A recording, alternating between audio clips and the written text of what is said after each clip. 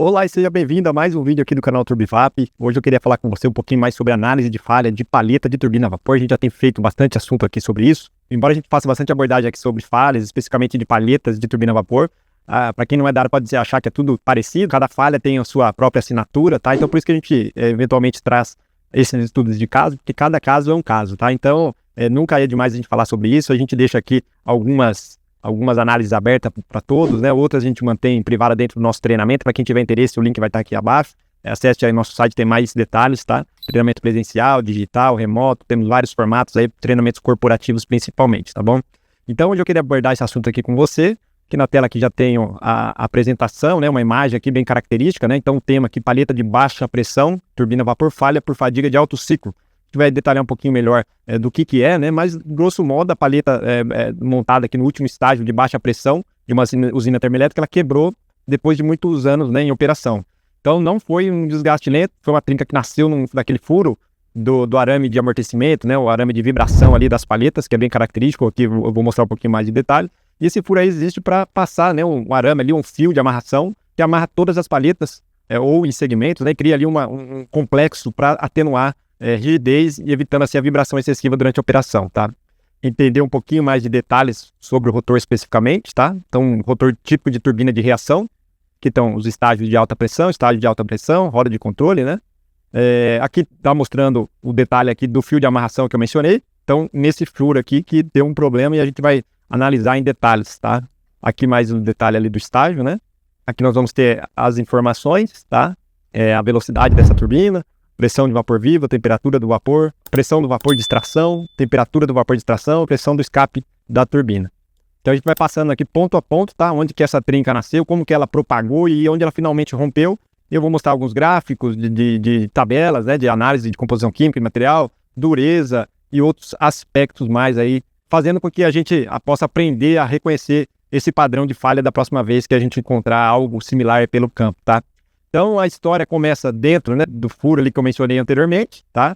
E na parede interna dele especificamente, tá? A gente já vai ver uma imagem desse rotor aqui que girava, né, na faixa de rotação de 7.000 RPM em condição normal, tá? Então, o vapor entrava no estágio, como nós vimos, a 59 bar, arredondando, né, e 465 graus. E saía do lado do escape a 0,11 bar e 47,8, né, ou 48 graus Celsius, tá? Então, uma queda brutal de pressão e temperatura dentro da própria turbina, e exatamente essa queda aí que vai explicar o que aconteceu em detalhes, tá bom? Então aqui nós já temos, né, no detalhe aqui a paleta especificamente que a gente está detalhando. Aqui a região da raiz da paleta, né, aqui o airfólio, tá? É aquele rabo, né, tipo T, o rabo de andorinha, né, mas também conhecido aí. E aqui a borda, né, de ataque dela. Então repara como que essa borda aqui, com textura mais áspera, né, e aqui fica mais evidente ainda nessa imagem ampliada, essa borda aqui é a região que corta o vapor primeiro, né? Então ela parece com uma textura mais áspera, tipo aqui esses pequenos orifícios, quase metade aqui do comprimento da paleta, onde termina essa área danificada aqui, bem perto desse furo circular, que passa aqui o arame de vibração, e que está marcado aqui, está destacado, então aqui a gente consegue enxergar bem a região dessa trinca, tá? E aqui, né, que propagou, né? Então dá para ver aqui uma linha bem fininha, e esse furo aqui da borda de ataque danificado, né? Então, ele começa de algum lugar para algum lugar, né? E é o que a gente vai começar a detalhar agora, tá? Então, essa trinca aqui, ela não nasceu aqui da borda para dentro, né? Mas sim de dentro do furo para fora dela, né? Até para a borda aqui, que é onde que acabou fraturando. Então, porque justamente ali dentro desse furo aqui que nasceu essa trinca especificamente, né? E aí a resposta a gente pode inferir já que não tem muito a ver com a ferrugem comum, né? Então, um fenômeno chamado cavitação dentro do vapor em movimento, ele sempre existe em um pouco de condensado, né? Uma mistura de água, impureza que se forma quando o vapor perde energia, tá? Então, quando esse condensado ele passa por uma região de fluxo mais turbulento ou de mudança brusca de pressão, exatamente o que aconteceu conforme nós vimos ali no slide anterior, né? Em relação à queda de pressão, né? É o que acontece na parede ali do furo, né, que atravessa a paleta. Então, a pressão local ali, ela pode cair o suficiente para formar bolhas, né, de vapor dentro do próprio líquido, e o problema não é a bolha se formar, né, no caso, mas sim o problema é o que acontece depois disso, tá? Então, para corroborar com essas informações aqui, e olhando para essas outras imagens, aqui a gente pode ver uma sequência, né, de zoom aqui, de close, dentro daquele orifício que nós tínhamos anteriormente, né, aquele da paleta. Então aqui a gente está vendo ele por dentro, tá? Então aqui a região, a direita, né, como se fosse o círculo, né, a gente tá vendo numa metade e aqui na outra metade e assim por consequência, tá? Então repara nesses pequenos pontinhos escuros aqui, né, espalhados aqui na parede interna do furo. Eles são pequenas crateras, né, no formato bem diferente do padrão de corrosão de química, que é aquele mais espalhado, mais pulverizado, mais homogêneo, tá? Então aqui cada uma dessas crateras aqui, ela marca exatamente aqui, né, onde uma bolha colapsou de forma mais violenta ali, gerando uma onda de choque e um microjato, né, de líquido que acaba arrancando ali esse material, tá? Aqui, obviamente, em escala de micrométrica, né? Então isso aí comprova o que eu acabei de falar, né? Que essas crateras aqui, né, isso é como se fosse, né, uma cavitações aqui, eles se concentram justamente na curva do furo, né, do fio de arame de amarração, onde o escoamento do vapor ali, ele muda de direção, tá? Então, imagina que você tem uma tangente ali, ele não acompanha mais, e justamente nessa curva aí, ele impacta com mais força, tá? Então, repara como elas aparecem em grupo, não isoladas, né? Esse agrupamento aqui, ele é a assinatura mais típica de cavitação, tá? Diferente do padrão mais uniforme de um pit por corrosão química, beleza? Então, cada cratera de cavitação dessa aqui vai funcionar como um concentrador de tensão.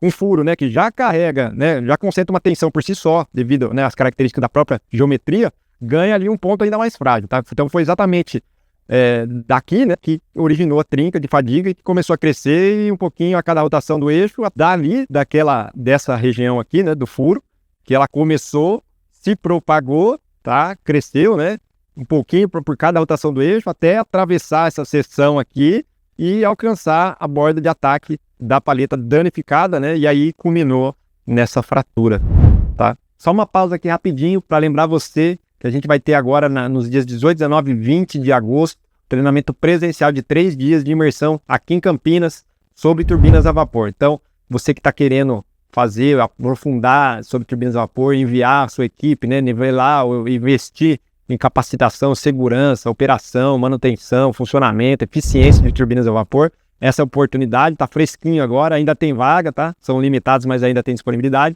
Então entre em contato conosco, eu vou deixar o link aqui na descrição para que você possa conhecer um pouquinho mais. E agora vamos continuar no nosso assunto de hoje. Então aqui olhando para essa outra imagem, a gente consegue ver mais detalhes aqui da superfície da fratura da palheta. Então esse ponto aqui marcado como a origem, ele fica exatamente na borda do furo daquele arame de amarração, tá? De amortecimento. Então repare como que essa região aqui do lado fica mais lisa, né? Com um padrão de linhas mais suave, ocupando a maior parte aqui, né? A extensão da palheta. E olha como que ela vai revelando uma alteração no visual, né, na textura.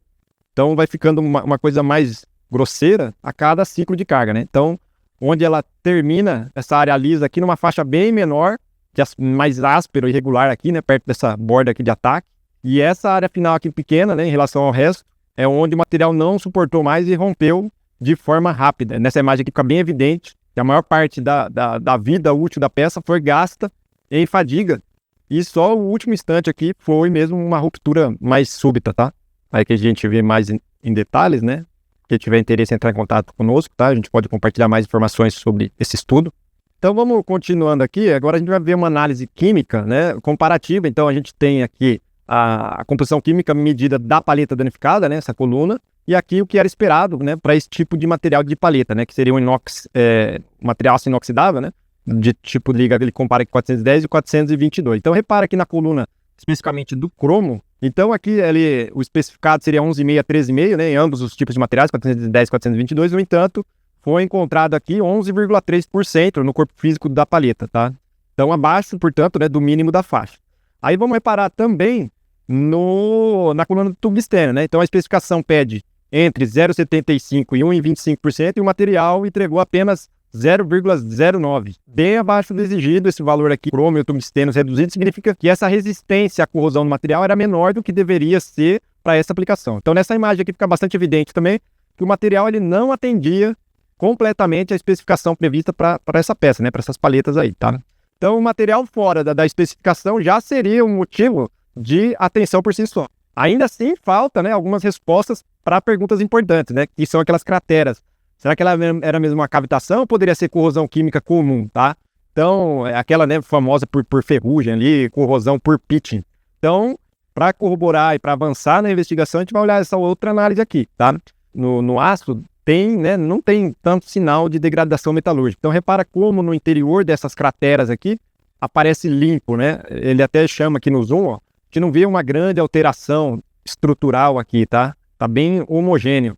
Então, se fosse uma corrosão química por pitch, normalmente sobraria aqui algum resquício, né? Algum resíduo de óxido dentro dessa cratera aqui. E não é o que a gente consegue identificar, tá? Então, a ausência desse tipo de constatação aqui, ela reforça que a origem foi mecânica pelo impacto repetitivo, né? Repetido, né? Daquelas bolhas colapsando e não na reação química lenta se acumulando no mesmo ponto. Então, o diagnóstico já está fechado, né? Cavitação criando concentradores de tensão, tá? A fadiga se aproveitou desses concentradores, isso aí é fato, mas ainda tem o resto da história, tá? Então, nessa outra, aqui tem mais detalhes, né? Mostrando aqui a zona de fratura, tá?